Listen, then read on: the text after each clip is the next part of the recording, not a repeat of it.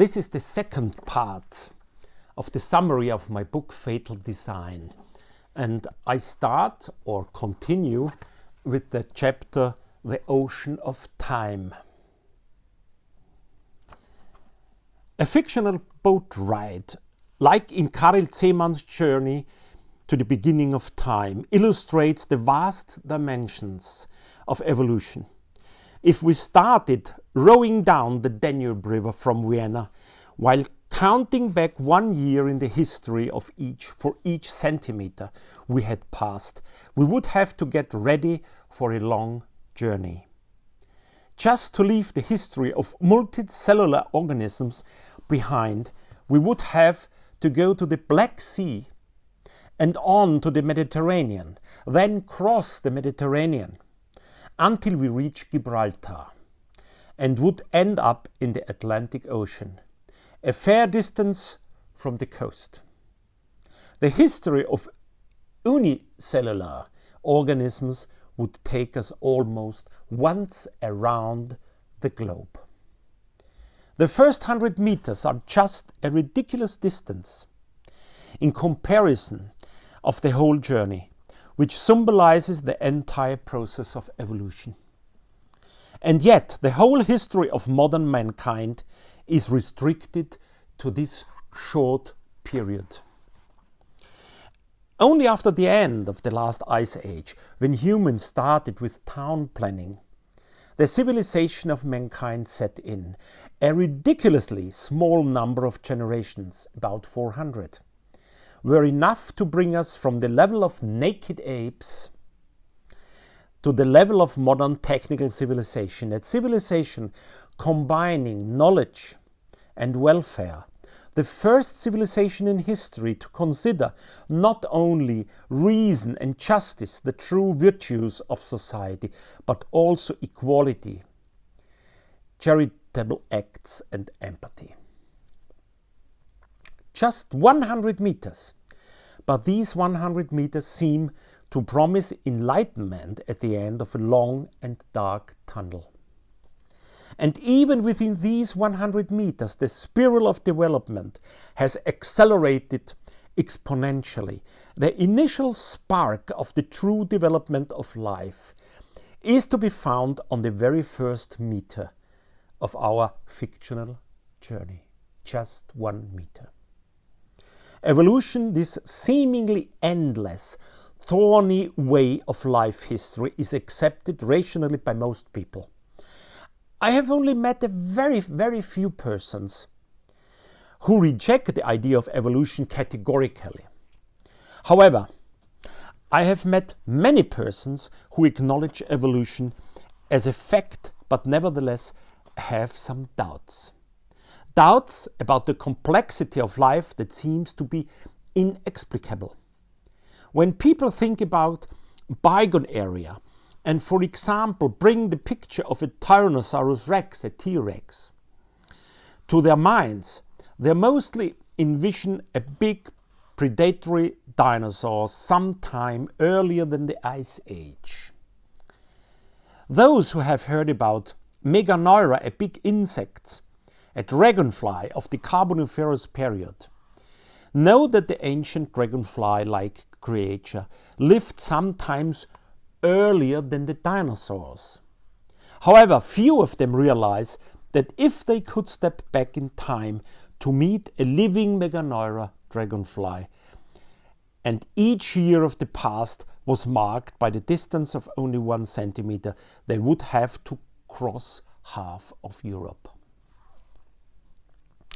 Understanding evolution is difficult for us because we are unable to make sense to such long periods of time. An ocean of time seems to separate us from the relevant past. So the following elusive factors in many respects defy explanation. First is the problem of implausibility. Our experience is based on the complexity of modern life.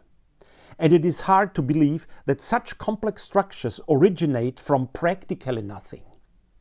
Second point is the problem of time.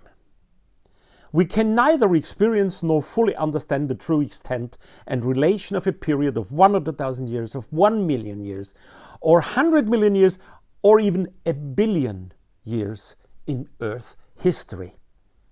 And third, the problem of significance. We tend to consider history a directional process. We can hardly imagine that you live in an intrinsically meaningless world and that material self-canalization is the only reason for life.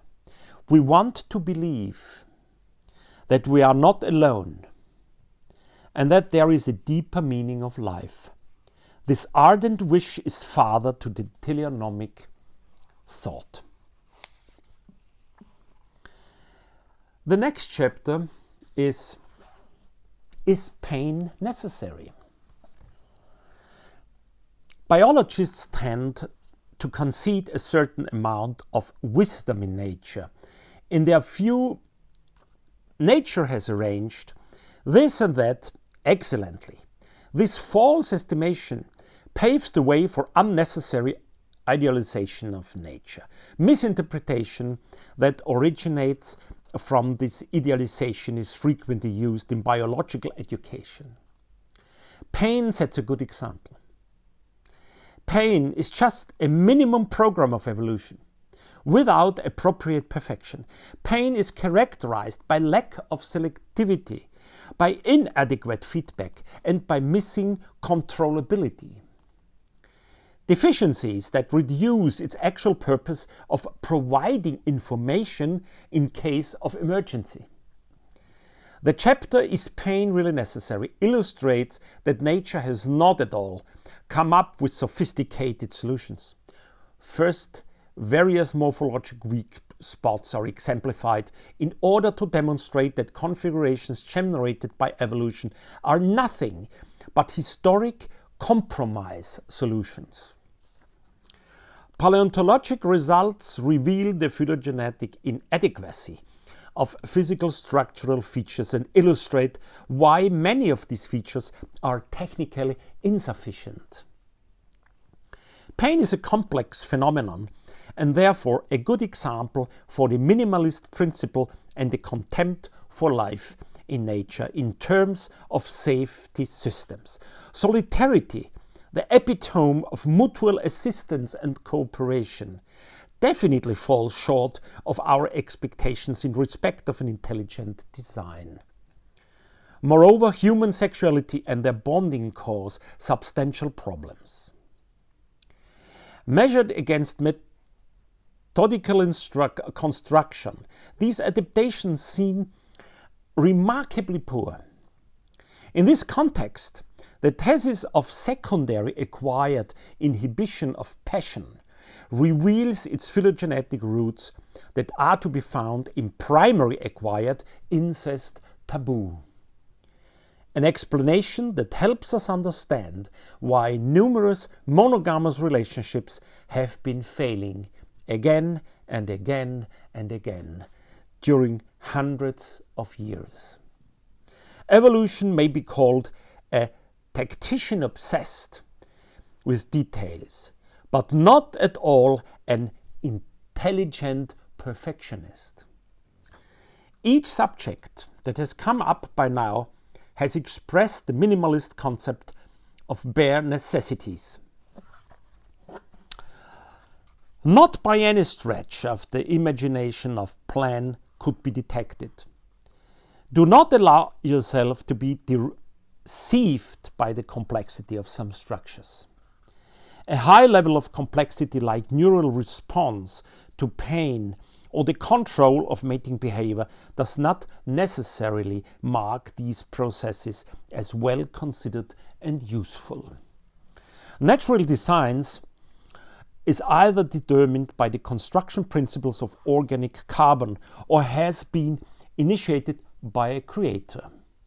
However, if a creator bore responsibility for the functionality of nature, it would be difficult, very difficult, to release him from his obligation by declaring him sacrosanct. The existence of a few symbiotic relationships does not justify the development of thousands of predatory and parasitic relationships. Neither does the creation of a single species that is capable of kindness and altruism justify the existence of innumerable species that make life a perfect hell to one another. In fact, the only explanation of nature that could ever be satisfying is by self-canalizing mechanisms. More detailed analysis of the mechanisms of evolution makes the principle of existence, which is mainly causing harm, painfully obvious, so that the idea of a purposeful, planned creation of the world can only be considered obscene. The complexity of adjustment mechanisms, of diet selection, eating or being eaten, has risen to such a high level that the only rational explanation is a historic process instead of a creation myth, which was invented by an apparently sadistic, although quite ingenious brain. Complex hyperparasite relationships are a historic burden that can be explained by incredibly long processes of adaptation. However, what kind of aim a well-meaning, empathic creator wanted to achieve by producing such a mess up of ambushes and mutual torture is to remain an unsolved mystery. Moreover, many biologists seem to be obsessed with the idea that the throwaway society is inextricably linked with human civilization. In their eyes, humans are decadent, extravagant creatures who waste resources of nature for all they are worth without sparing a thought about future. This judgment of human nature might be true in some respects, but cannot hide the fact that throwaway society is not peculiar to humans. In fact, nature itself, also frequently glorified, is the oldest throwaway society. Just think of the structural principle of multicellular organisms, which is an absolute immense waste, for the only purpose of passing on one's own half of accumulated genetic information. An entire complexly structured cluster of cells is necessary, which, to make matters worse, is doomed to run, to jump, to starve, to be cold, to be frightened, and finally one day to die lonely. Such incredible extravagance, except for our limited sphere of comfort, where we feel fine, with good reason, there is nothing particularly admirable about nature. And its modes of action are wasteful. The next chapter is called Lust.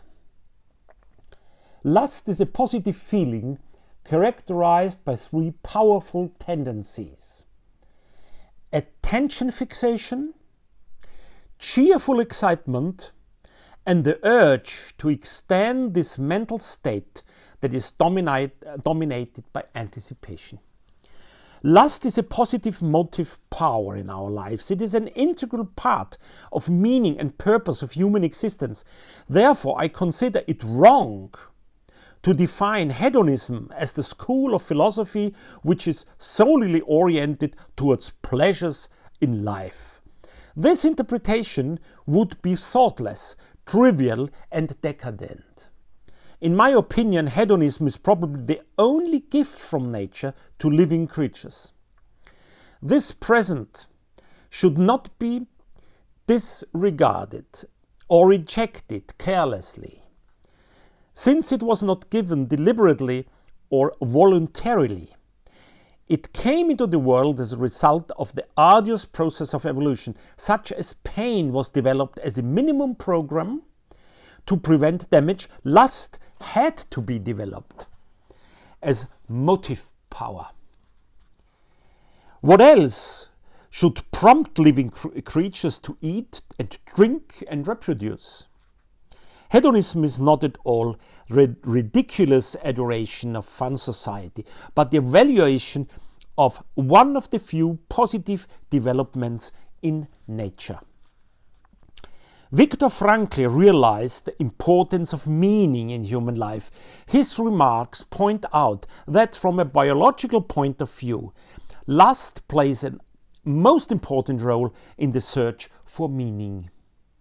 Meaning is able to turn each difficulty into challenge, and mastering the challenge is rewarded with lust. Climbing a mountain, finishing one's degree, running a marathon, getting through an exhausting rehabilitation treatment, raising and protecting a child, or writing a book. Anticipation may be defined as meaning projected into the present and thus helps to deal with the difficulties of the moment. Therefore, not lust is the feeling that should be opposed, but the connection of lust and violence, which might be compensated or even prevented by a good deal of body-oriented and lust-oriented human behavior. And in the next part, the third part of presenting the summary of my book Fatal Design, I will continue with human consciousness.